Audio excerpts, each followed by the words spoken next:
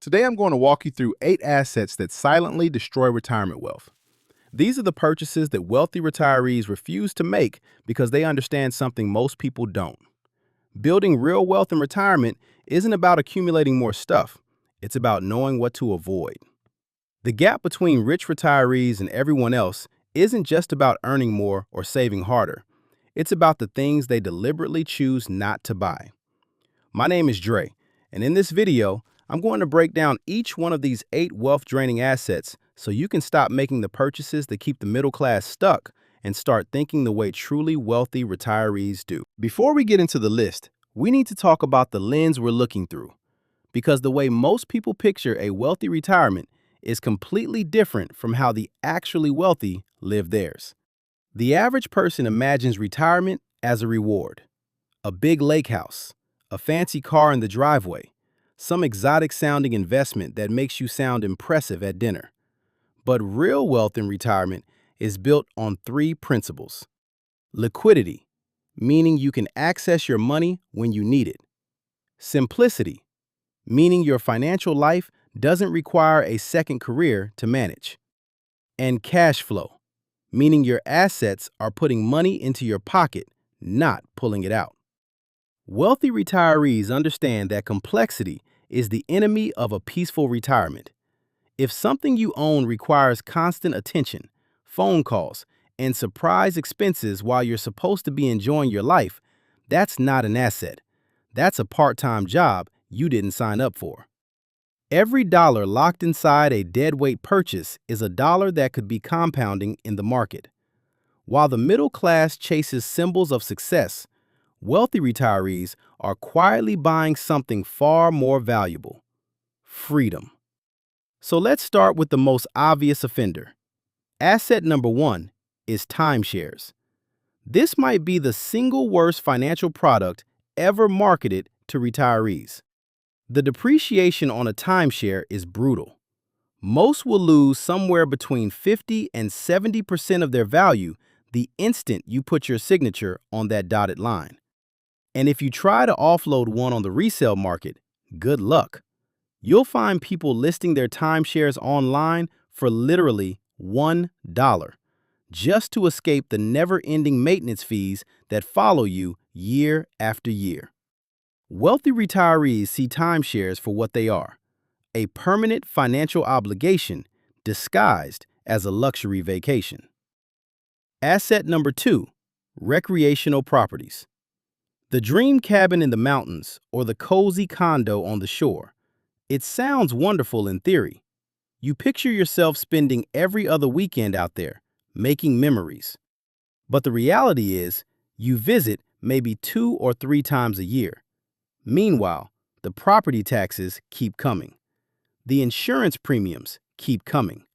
The surprise repairs keep coming, usually at the worst possible time.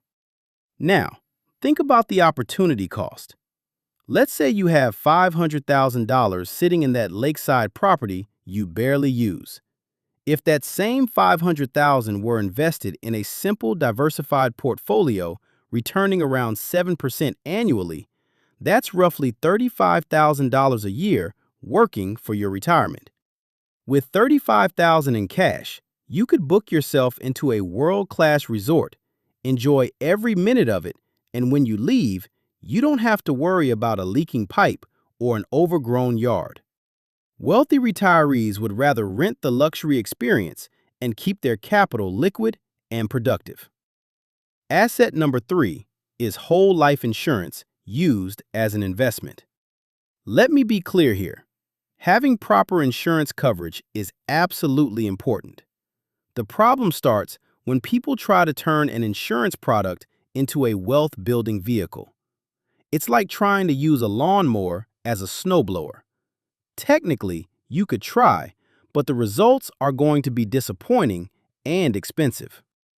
The returns inside whole life policies are historically weak, usually landing somewhere around 2 to 4% once you account for the premiums and inflation.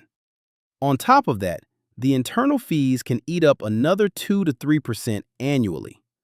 When your net worth crosses the $1 million mark, You've essentially become your own insurance policy. Your portfolio is generating the income your family would need. That's why wealthy retirees follow a different strategy. They purchase affordable term life insurance during the years when coverage actually matters, like when the mortgage is large and the children are young. Then, they invest the savings directly into the market. By the time the term policy expires, their investments have grown far beyond what any whole life policy would have delivered. Wealthy people despise having their capital locked behind surrender charges and penalty windows. Asset number 4 is high-fee complex annuities. If you've ever attended one of those complimentary dinner presentations where a well-dressed salesperson walks you through a guaranteed income product, you've likely been introduced to a variable or indexed annuity loaded with riders. These products are marketed as safety nets, but the cost of that safety is staggering.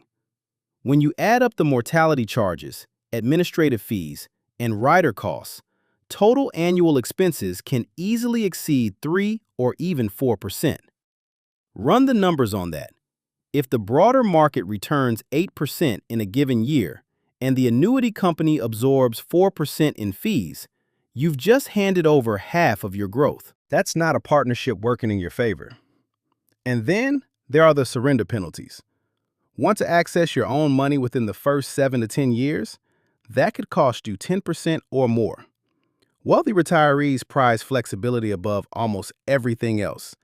They know circumstances change, medical needs arise, new opportunities appear. Asset number 5 is the vacation home purchased as an investment.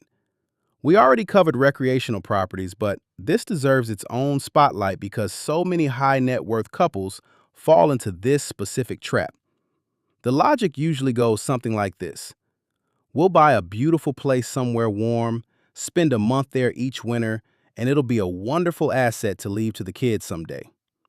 Here's the problem. That property sits empty 10 or 11 months out of every year. And the entire time it's sitting there, it's costing you money. Property taxes, association fees, insurance, landscaping, pool upkeep, air conditioning maintenance. These carrying costs typically run between 3 and 5% of the home's value annually. On a $1 million beachfront property, that's $30,000 to $50,000 a year just to keep it standing. And unlike your primary residence where you get daily use, this property is essentially a very expensive storage unit. As you get older, do you really want the stress of managing contractors in another state or worrying about storm damage to a property 800 miles away? Wealthy retirees know that peace of mind delivers a better return than any condo appreciation ever could. Asset number 6 is actively managed mutual funds with high expense ratios. This is the one that quietly bleeds portfolios dry, and most people don't even realize it's happening.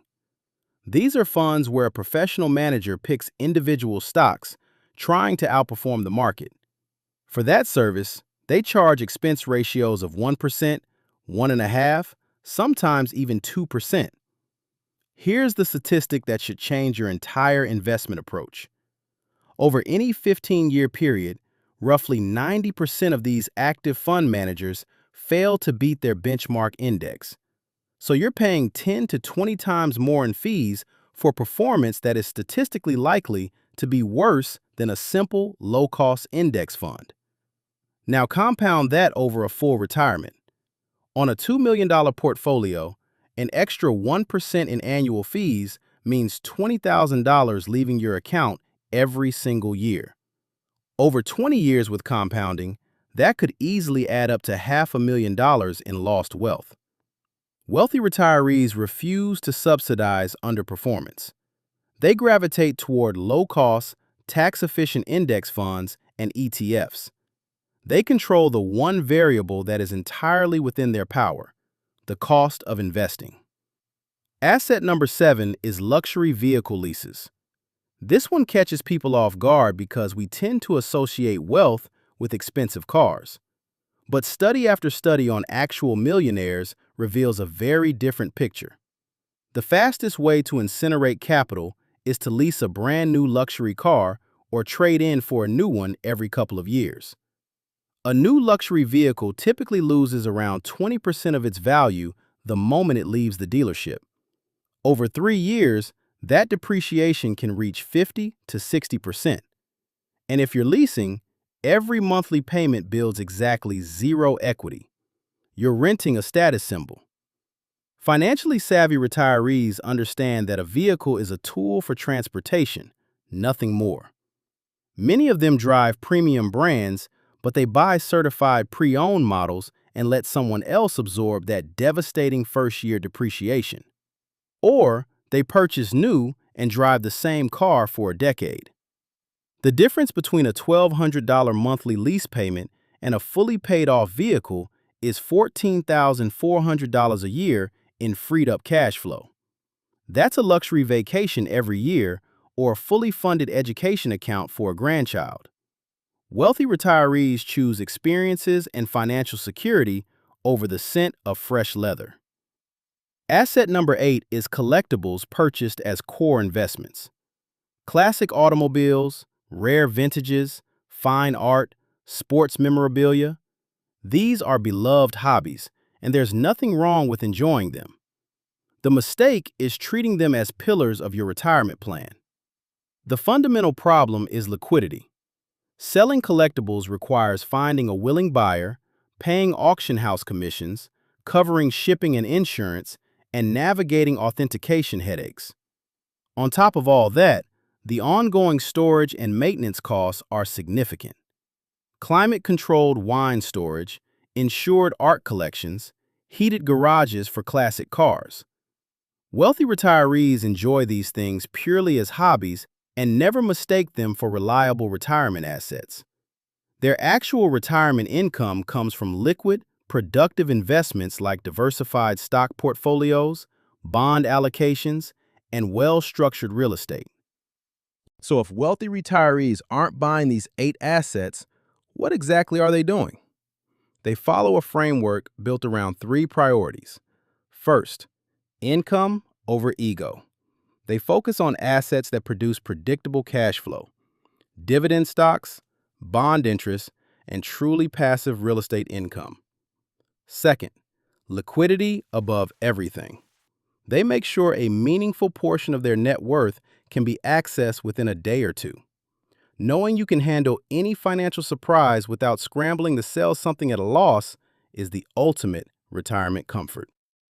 Third, aggressive cost control. They eliminate high-fee funds, unnecessary insurance products, and properties that consume cash. Every percentage point saved in fees is one less percentage point of risk you need to take in the market. This is how you transform a cluttered, stressful retirement portfolio into a streamlined wealth engine. You stop collecting possessions and start collecting freedom. Now you know the 8 assets that quietly destroy retirement wealth and exactly why the financially free avoid them.